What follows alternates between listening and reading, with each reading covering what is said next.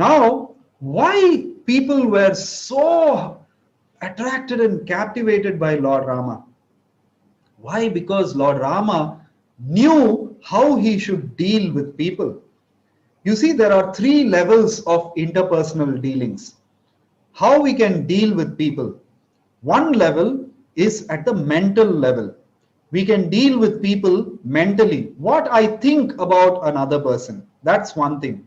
The second is verbally, orally, what I speak. And then the third is in action, okay, or physically, how I deal with somebody. So these are the three levels of interpersonal dealings: mental, verbal, and physical. Okay, so if you see in today's world, there is widespread reduction, deterioration in physical interpersonal dealings. Okay, so we know mentally we think about somebody in an envious manner, we think ill of people, we speak in a very, very rude manner sometimes with people, we do all of these things. But even in the physical sense, there is so much reduction in interpersonal dealings. You take it as a personal level, or you take it as a family level. Okay, personally there is so much violence, family there is so much violence, we hear about that. Socially there is so much violence, and internationally, globally also, there is so much violence, wars and terrorism, and so many things are happening, right? So human society is practically at the verge of breaking apart. Unclean dealings are there everywhere. Unclean means I'm talking about unclean thoughts, unclean words, unclean dealings. Okay, so there are unclean dealings everywhere, because of which trust is damaged. And because of damaged trust, there are poor relationships.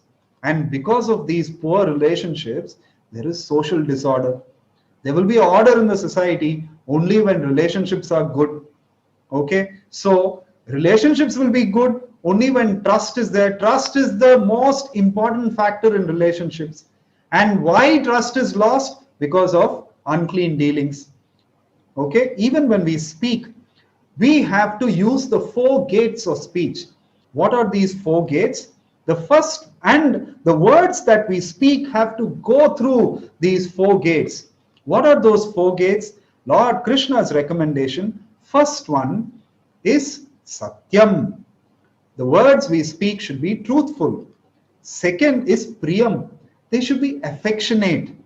Not that bow, bow, bow, bow, bow. Not like that. Not in a rude manner. Very affectionately spoken.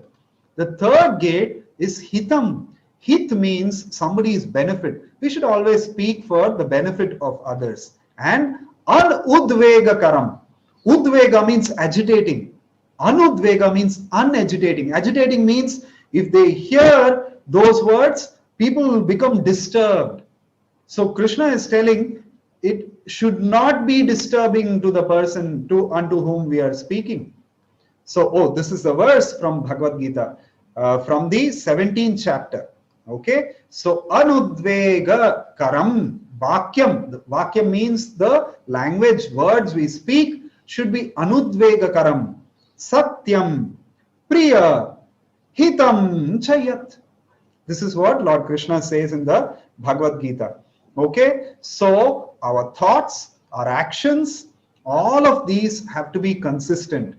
Aristotle, one of the great Greek philosophers, he says to become virtuous, virtuous means a good person, like I told you, dharmic person, a person must act as a virtuous person would act. We know that our thoughts determine our actions. We have heard that, right? Whatever we think, that is what will become action.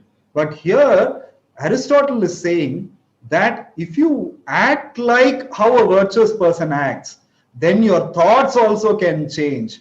You will become virtuous by acting like a virtuous person. Very interesting.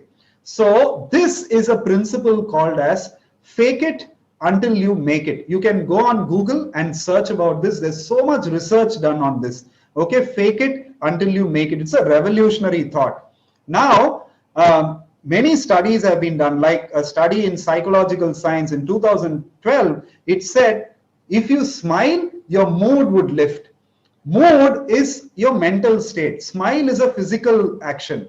But if you smile, your mental state also would improve. This is one study. And Amy Cuddy in Harvard Business School, social psychologist, she says that strike a powerful pose to feel confident. Feeling confident is a mental state. Striking a confident pose is a physical thing. By doing a physical thing, your mental state would change. That's what she's saying. Listen to happy music to feel happy. This is another study. Mimic good leaders to learn new skills. This is a phenomenon called as resonance. Okay, you can see here what I have is a stick on top.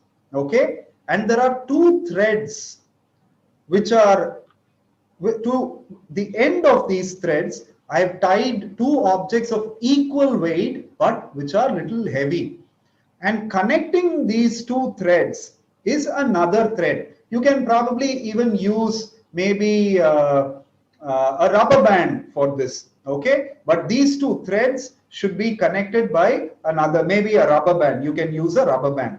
So you see here, now I'm keeping both of these still. This is called as a principle of resonance in physics. Okay, now both are absolutely still. Now I'm going to move. This is not some magic, this is physics.